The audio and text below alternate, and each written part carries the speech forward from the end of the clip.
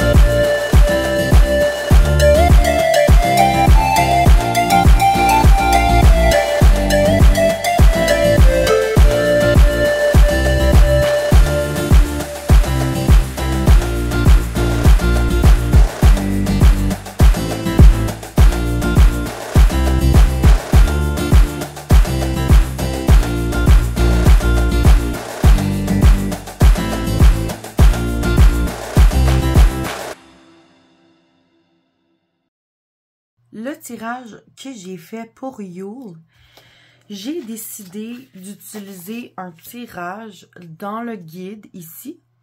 Et c'est un tirage qui s'intitule The Winter Care Spread. Je trouvais que c'était vraiment un tirage qui était une bonne option pour Yule. Et ça veut dire que ici, c'est la première carte que j'ai tirée. Et le Bear Medicine va être la carte qui va représenter la chose dans ma vie à propos de laquelle je ne suis pas 100% honnête avec moi-même. Donc peut-être un problème, un défi, quelque chose que je ne m'avoue pas à moi-même. Ensuite, ici, c'est la carte numéro 2. Ça va être comment je peux justement faire ressortir ce défi, ce problème que je suis un peu dans le déni et amener un peu de guérison par rapport à ça. Ensuite, la carte numéro 3, ça va être c'est quoi la chose la plus importante que j'ai besoin en ce moment. Et ici, c'est comment est-ce que je peux avoir plus de compassion pour moi-même.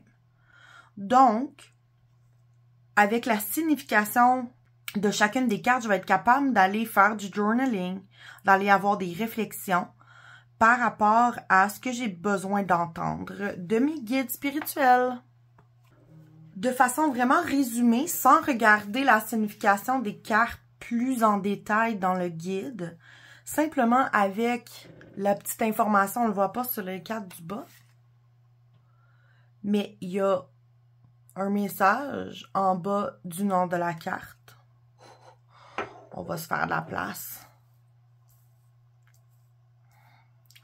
Donc, ici, quelque chose que je ne m'avoue pas à moi-même, en fait, c'est que la médecine de l'ours m'amène à réfléchir au fait que je n'ai probablement pas guéri toutes les choses qui se sont produites dans mon passé.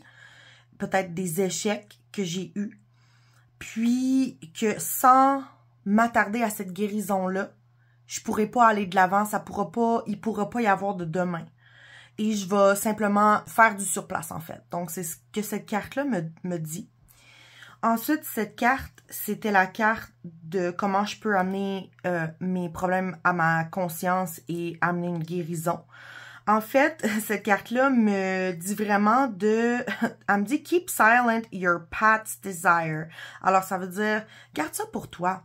Donc, en fait, ça m'amène à pas donner trop de détails sur qu'est-ce que peut être le problème ici pour pouvoir guérir le tout vraiment simplement en étant moi avec moi.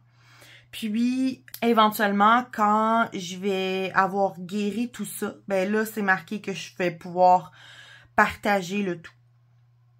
Alors, la chose la plus importante pour moi, c'est de me rappeler, en fait, qu'il y a un passé, un présent et un futur. Et que l'important, en fait, c'est de voir la beauté dans tous ces moments-là.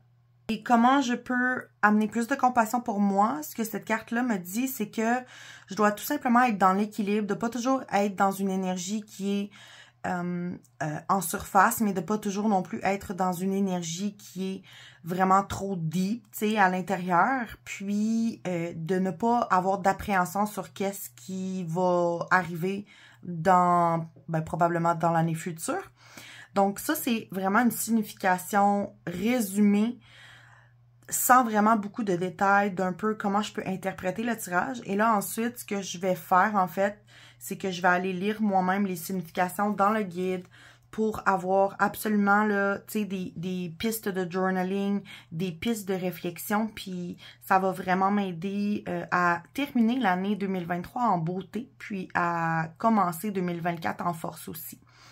Donc, j'espère que vous avez apprécié le tirage.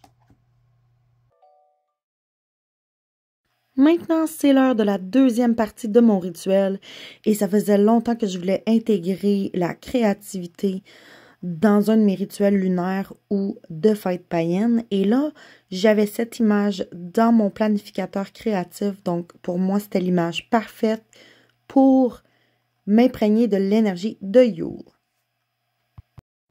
Pendant que tu regardes la progression de mon dessin de Yule, j'ai envie de te partager en fait un texte qui raconte un peu comment les anciens pouvaient vivre au rythme de la Terre et comment ça se passait durant la période de Yule. Je me suis inspirée en fait d'une traduction très très libre d'un texte de mon sabbat essentiel de Yule et honnêtement, j'ai jamais essayé de prononcer la compagnie qui produit ça, tous ces almanachs et ces essentiels-là pour les sabbats, mais c'est la compagnie Lil Willin ou Lee Willins. Je sais vraiment pas comment le prononcer, mais si vous voulez, je vais mettre le lien dans la description pour vous. Et c'est l'heure de plonger dans le monde des anciens. Bien sûr, ils vivaient en fonction du rythme changeant des saisons de notre belle terre. Au printemps, ils plantaient des graines et ils allaient ensuite les récolter durant l'été et l'automne. Après les célébrations des récoltes, comme les fêtes de Mabon et Samhain, les gens se préparaient pour la saison froide. Ça voulait dire de préparer et d'emmagasiner la nourriture pour l'hiver à venir, de fermer les champs de culture et de s'assurer en fait d'avoir assez d'effets pour survivre durant tout l'hiver. Lorsque la neige arrivait, les anciens s'isolaient surtout dans leur abri ou leur maison, dépendamment de quelle époque on parle, et ils vivaient de leurs réserves qu'ils avaient vraiment travaillé fort pour avoir avec eux. C'est facile de s'imaginer les familles qui se racontent des histoires autour du feu et aussi d'imaginer parfois les papas, les maris qui pouvaient sortir, se risquer dans le froid et la neige pour peut-être chasser du gibier d'hiver pour essayer d'avoir un peu de viande fraîche. Mais de façon générale, les familles espéraient vraiment avoir préparé assez de nourriture, de bois et d'autres effets personnels pour durer jusqu'au printemps. Dans mes 2 autres vidéos de Yule, je vous ai raconté à quel point c'est important de ralentir et de changer le rythme effréné qu'on vit lorsque Yule arrive et je vais vous donner des exemples de comment ça pouvait se vivre à l'époque. Les gens allaient tôt au lit, en fait, pour économiser les sources de lumière comme les chandelles et l'huile. Et d'un autre côté, ils se levaient tard, puis ils restaient dans la chaleur de leur lit, ce qui pouvait économiser sur le bois et l'huile pour chauffer. Donc, en allant au lit tôt et en sortant du lit tard, ben, on comprend bien que les gens n'étaient pas dans leur productivité et dans l'action, mais bien dans la relaxation, les réflexions et la contemplation. C'est facile d'imaginer des gens qui passaient beaucoup de temps, en fait, dans leur couverture, puis ils devaient avoir le temps de penser, de réfléchir, au lieu de tout le temps être dans leur énergie ou ce qu'ils sont l'été à travailler comme des fous, tu sais. Un autre point qui marquait vraiment de façon importante le passage des saisons, c'était que à l'époque, on n'avait pas de denrées toute l'année. C'est-à-dire qu'on mangeait et on se nourrissait avec les denrées, la nourriture de saison. On privilégiait les viandes, les grains et les légumes qui avaient des capacités en fait de bien se conserver durant l'hiver. Donc, on oublie de manger des bananes en hiver, on oublie de manger certaines choses qui sont réservées pour l'été. Puis c'était correct comme ça. De façon générale, c'était le rythme de vie complet qui changeait avec l'arrivée de l'hiver.